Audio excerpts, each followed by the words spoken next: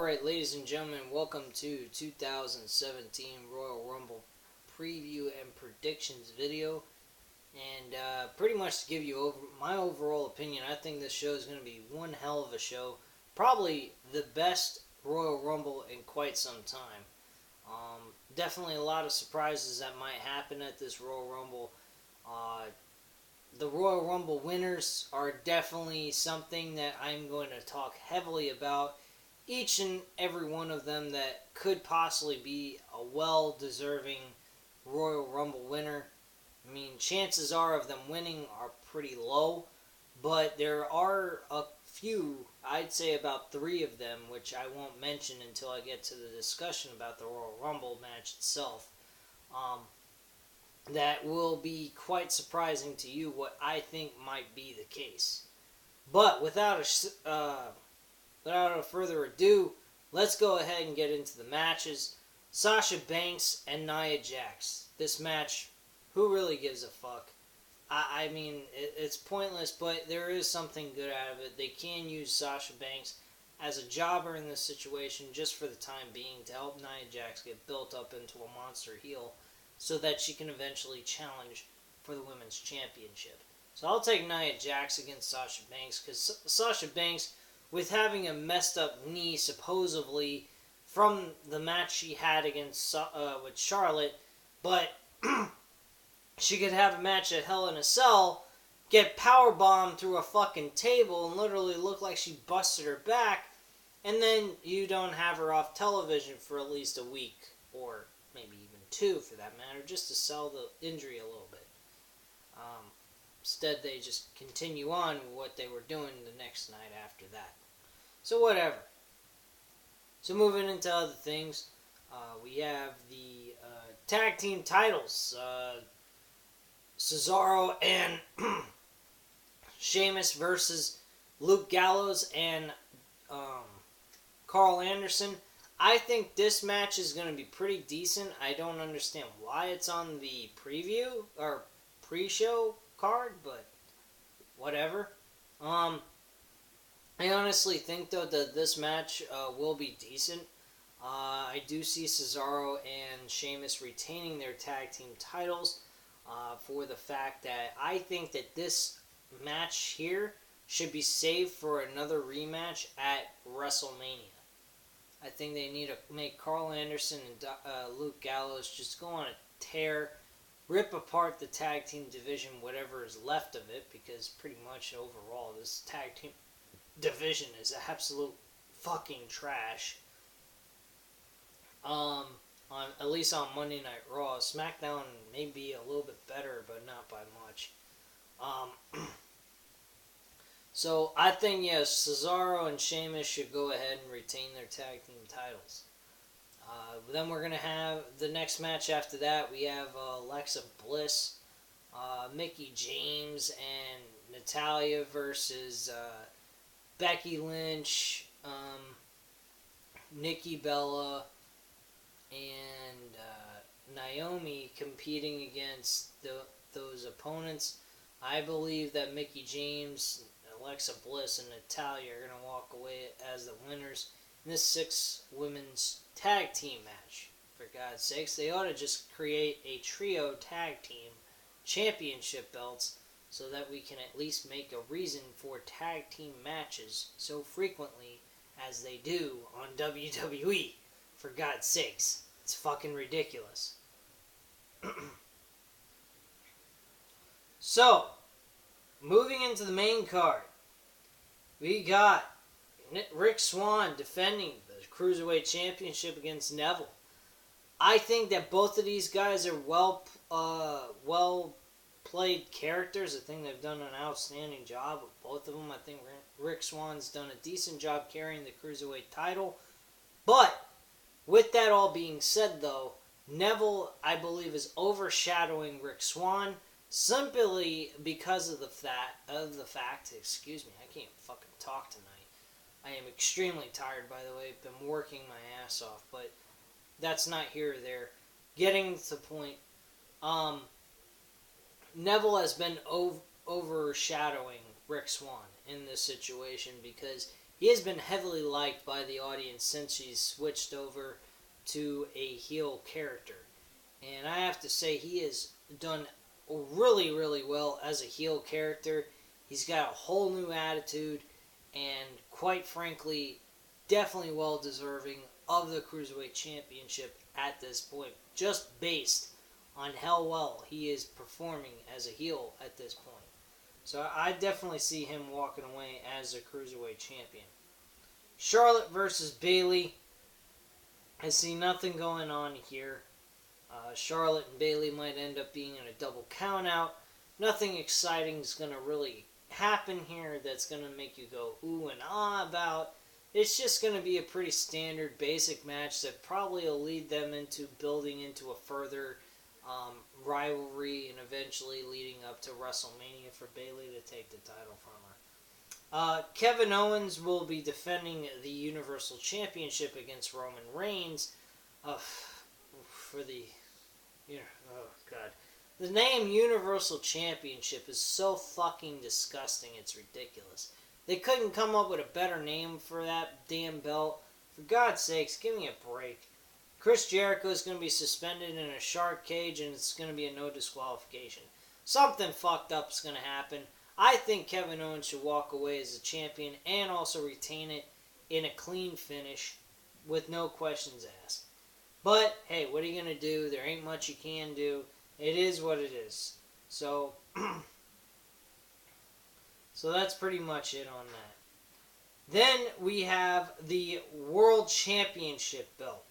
WWE Championship is what they're calling it now. AJ Styles, the champion, going in, defending against John Cena. So many different possibilities that could happen. I mean, there are people that are saying they hope for AJ to retain. There are a lot of people that are saying they hope John Cena wins. I'm going with John Cena winning this championship belt. I mean, either way, to be honest with you, you're going to be successful. You're in a win-win situation with these two guys.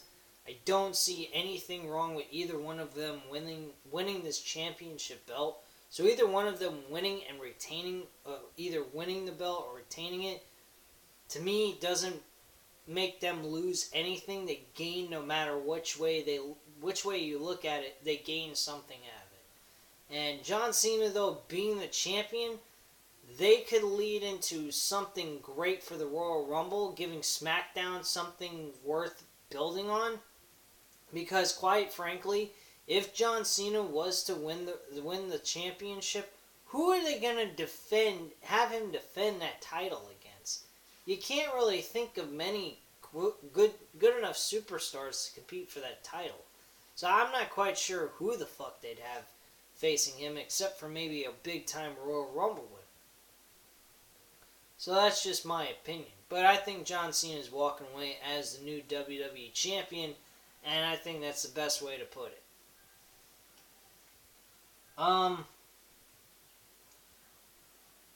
Then after that is the Royal Rumble match. Now, I'll get into this real quickly, and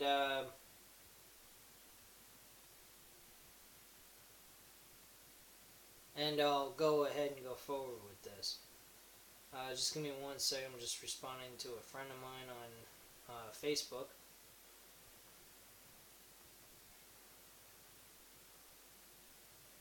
Actually, my girlfriend, technically.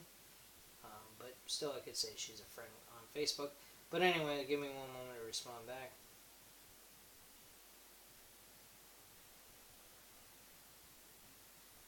Alright, so...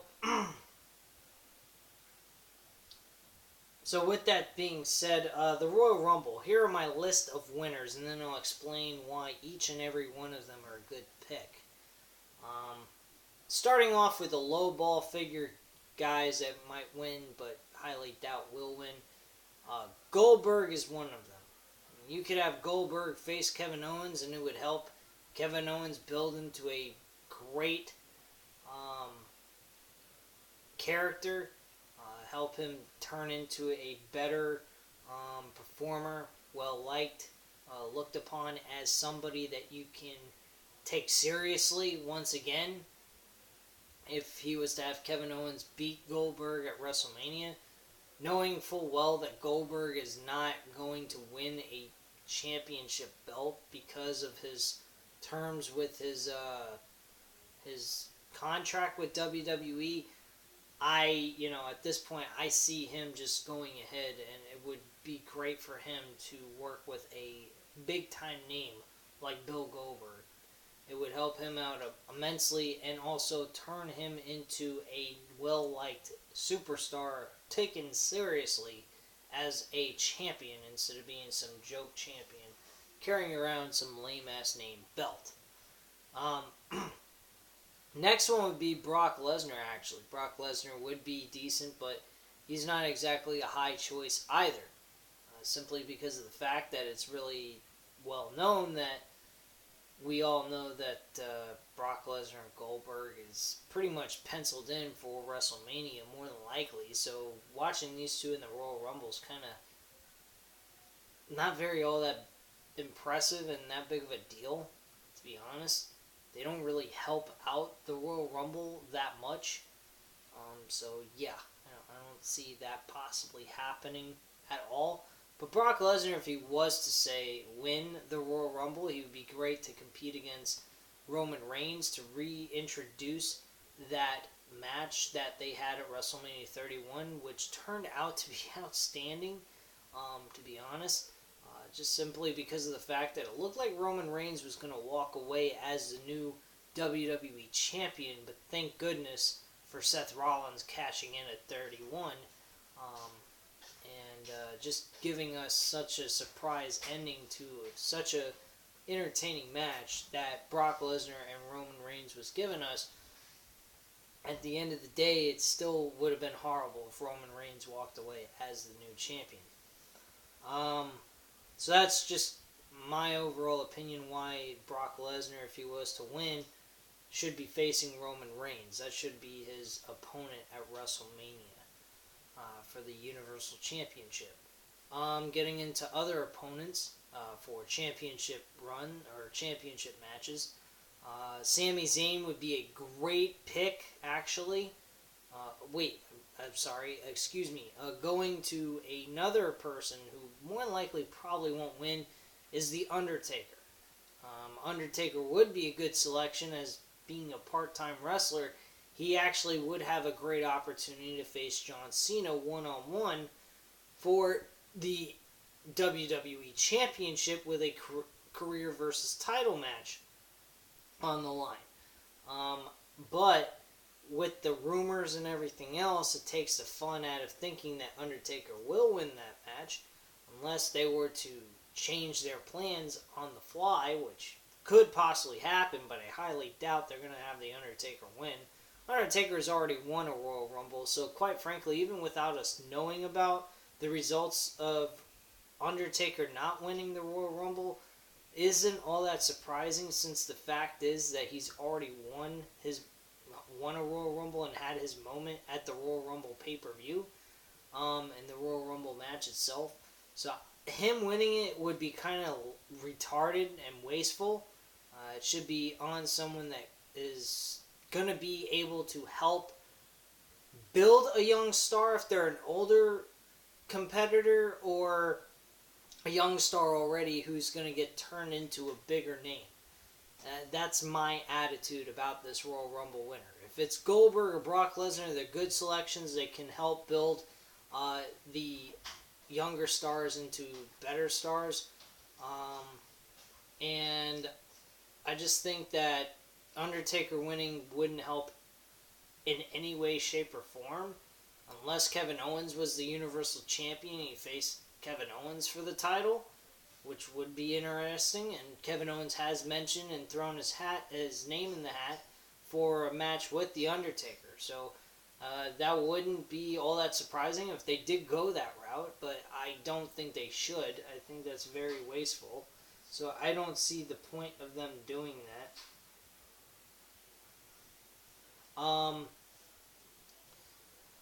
But anyway, point being is I think that this event should be centered around and won by a young star.